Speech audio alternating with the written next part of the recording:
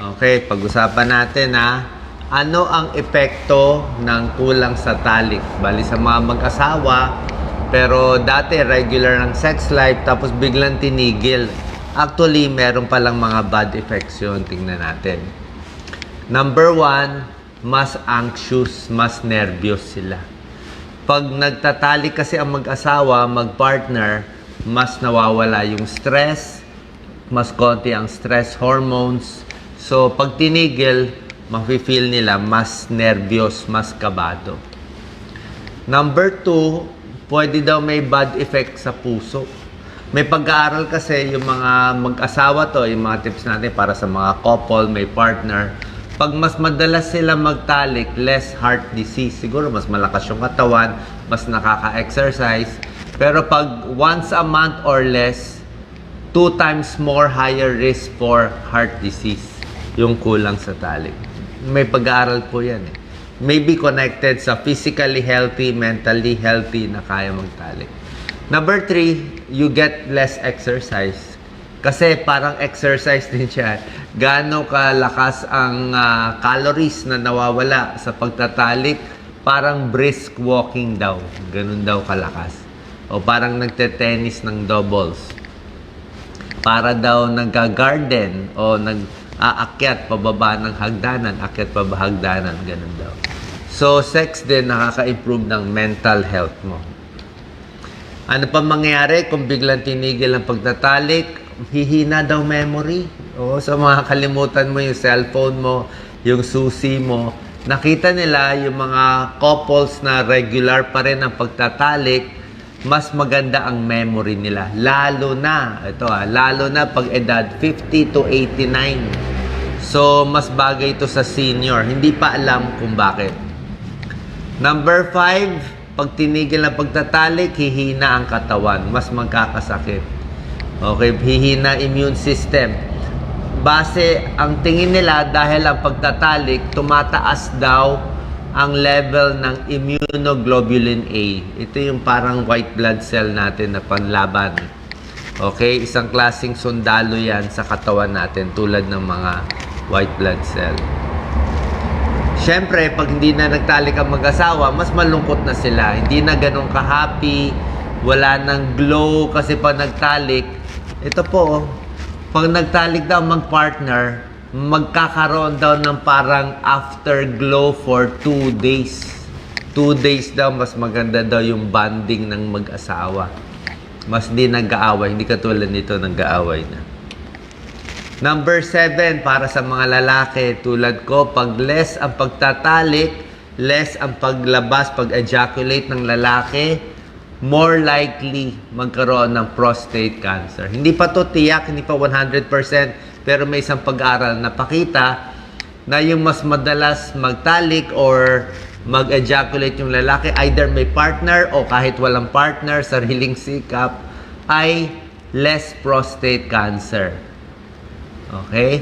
Yung mas madalang magtalik, mas tumataas ang prostate cancer. Hindi pa naman 100%. Ang theory nila, ang pag-iisip ay merong chemical sa semilya na baka hindi maganda. Pag naiipon yung semilya, naiimbak, baka more chance magkaroon ng prostate cancer. So, pag nalalabas lagi, o parang ihi, pag nalalabas lagi yung ihi, nalalabas lagi yung semilya, mas maganda sa prostate health. Pero sa kabilang banda, kung magtatalik naman sa maraming partner, masama din. Baka magkaroon ng sexually transmitted disease. So, yun lang po ang pros and cons. Number 8, kulang sa pagtatalik, mas stress, hindi makatulog. Ayan, no? Poor sleep. Kasi pag nagtalik, mas nakakatulog ang lalaki at babae. After sex, it promotes restful sleep, prolactin, and oxytocin. Ito yung mga feel-good chemicals. Ito po, sa mga may arthritis, ang pagtatalik o laging kasama mo yung partner mo, nakakabawas ng sakit sa arthritis. Oo. Paano nangyayari yan? Kaya may arthritis ako, masakit kamay ko. Tapos pagkasama mo yung partner mo, close kayo, yakap kayo, nawawala yung sakit sa kamay. Kasi nga naglalabas ng endorphins or feel-good hormones yung katawan natin, less pain. At least yung perception mo, hindi mo naramdaman yung sakit eh. Kasi nafo-focus ka doon sa pagmamahal sa partner mo. Less aches and pains kung may partner at may pagtatalik. Pero kung wala, baka lalong sumakit yung katawan mo. Pero syempre, pag may back pain ka na masakit ng katawan mo, ingat din, di ba? Baka mapilay ka. So, dapat mag-stretch, mag-exercise, maglakad. Dapat physically fit para magtalik. Yung mga madalang magtalik din, itong nagiging problema. Yung lalaki at babae, mas nahihirapan magtalik. Minsan may nagka-comment, may nababasa ako na ako, 10 years na, 20 years na, naghiwalay na kami ng asawa ko, wala na akong talik. Baka daw magsara yung private part. Actually, medyo tunay. Pag ang babae hindi nagtatalik, lumiliit, numinipis ang vaginal tissue, thinner, shrink, at pwede mas sumikip. Mas nagda-dry.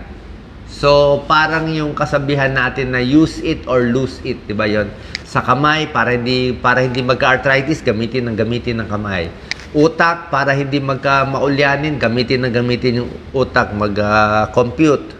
Sa pagtatalik din, para tuloy-tuloy ang gana ng private part ng lalaki at babae, kailangan ginagamit din. Or else, kahit sa lalaki, more impotence ang mangyayari. Blood pressure daw, pwede tumaas pag kulang sa talik, siguro. Kasi sex is a form of exercise. Okay, so yan ang mga bad effects.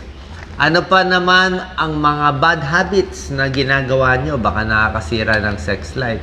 Diba, ito iiwasan natin yung sobra sa bad foods, high fat, diba? Tataas ang cholesterol, mababara yung mga ugat, yung mga arteries, pati sa private part, nagbabara, kaya more impotence sa lalaki. Sobrang alat, ma-high blood. Pag na-high blood, hindi maganda sa sex life. Lagi kang stress, 'di ba? Pag laging stress, magiging impotent din. Paano focus mo sa ano mo eh? Dapat mas relax ka eh. Maglakad, mag-yoga, tumawa, manood ng comedy para ma-relax ka, para in the mood ka for sex sa partner mo. Ito, foreplay, sabihin, bago magtalik, dapat medyo matagal yung foreplay. I think maintindihan nyo naman to eh. Mas matagal yung pagtatalik, mas maganda. Huwag yung 5 minutes lang. Dapat may build up, lalo na sa babae. Sa mga lalaki, lalo na sa kabataan, di na kailangan ng build up. Pero sa babae, kailangan matagal. Diba? Tsaka yung relationship, dapat alam nila. Dapat alam ng babae na mahal sila ng lalaki. Number 5, pag very busy ka, syempre wala nang time, di ba? Hindi makafocus. Kaya mag-schedule kayo. Palagay natin to, sa is ng buwan, doon magde-date, schedule, okay din daw yan. Para focus kayo, hindi yun nagmamadali. Huwag pa ulit-ulit sa dating lugar, dating gawi, pwede naman pumunta mag-travel, o nasa ibang lugar kayo, o ibang paraan. Yan, ayaw ko na. Bahala na kayo mag-isip. Pero, pwede naman bagu-baguhin eh. O, bagong setting, bagong lugar, bagong ilaw, bagong perfume, bagong gamit. You don't speak up. Pag may reklamo yung babae at lalaki sa mag-partner, hindi mo binibigay yung reklamo mo. Kaya may inis ka sa kanya eh. So, pag may galit ka, hindi magandang sex life. Or, meron kang gusto gawin na bagong style, bagong paraan, natatakot ka, kailangan mag-uusap kayo. Hindi mo inalagaan ng katawan mo. Siyempre, pag tumataba na, hindi na nag-exercise, hindi na attractive, lalo na pag nagkakaedad, o baka sinasabihan ka, bakit ang taba-taba mo, bakit ganito na nangyayari. So, mawawalan ka ng confidence, wala ka na rin gana magtalik sa partner. Sumobra sa alak, bad, di ba? Alak, nakakakulubot, nakakatanda. Kahit sa lalaki, ma-arouse ang lalaki kapag uminom ng alak, kaya lang mahina sa performance. Baka magka-impotence.